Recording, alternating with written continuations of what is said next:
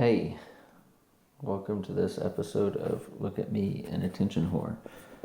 I just wanted to show the ceiling that I finished in the room in the basement. I call my Dungeonarium because I like that word better than the shitty word man cave. If you have a man cave, good for you. But this biggest soffit thing down in the middle of the room is, if there weren't a ceiling in front of it, you could see that it is ductwork for the central air, and we're kind of lucky that way that it does, dual duty as heater and air conditioner, because it must have sucked being a settler back in the pioneer days, showing up somewhere in a Conestoga wagon or a sleigh if you lived in Minnesota, and every fall you'd have to go out there and replace the air conditioning ducts with heater ducts, and in the spring you'd have to do just the opposite. So we take a lot of things for granted now, especially seeing as how a year ago we didn't even have our air conditioner quit, and things down here got kind of stanky.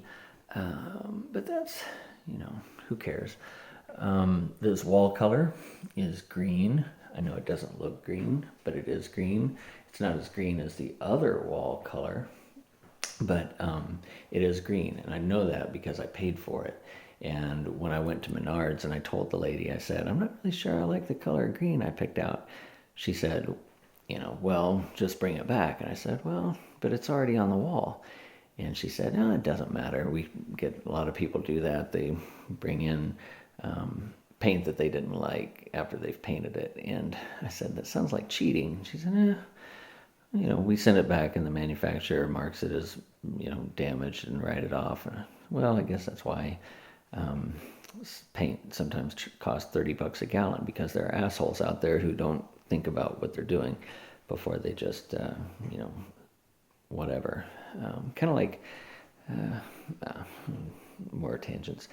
Here's a shelf that I made last year because I didn't want to spend the money to buy a decent one made by somebody else. So I made my own indecent one for probably, less, but not as much less as you might think. Here's a tennis racket that I used when I played poorly in high school. We went to Durham Sporting Goods the day that I was put on an airplane to come back to Kansas from North Carolina, and that's the whole story behind that.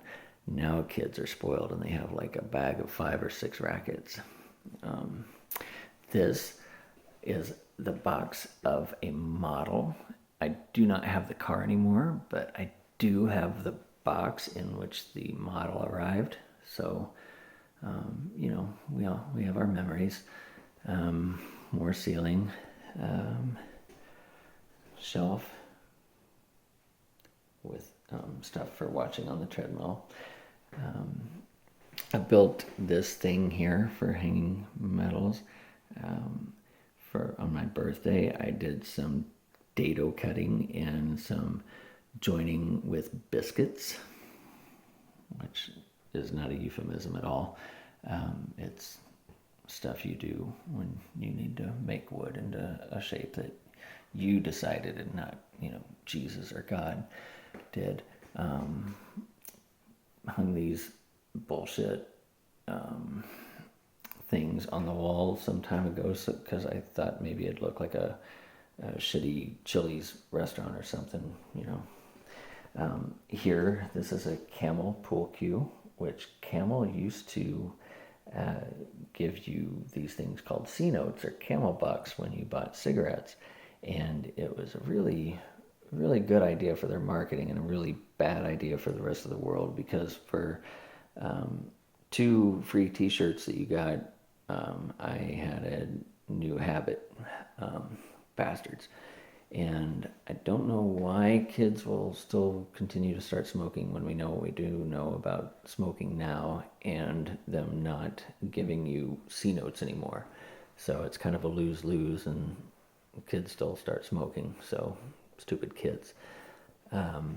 This is a door that I built few years back, I've built a few doors in the house. Most of them work, letting you in or out of a room. Actually, they all work, but and that's a clock that I painted back in 1994 before you were born. A mirror that came out of one of the bathrooms here, and I just built a frame around it.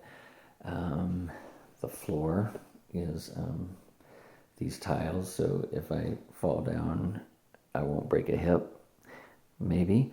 And the speakers are hung with just two links of 2x4 with a groove cut down in the middle of one of them, or the side of one of them, and a length of threaded rod and some washers and nuts. And it was a hell of a lot cheaper than paying for actual speaker hangers. That's a gas pipe.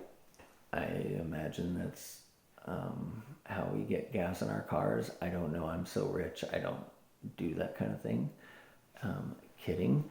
And that's also a gas pipe that I used for a chin-up bar years ago.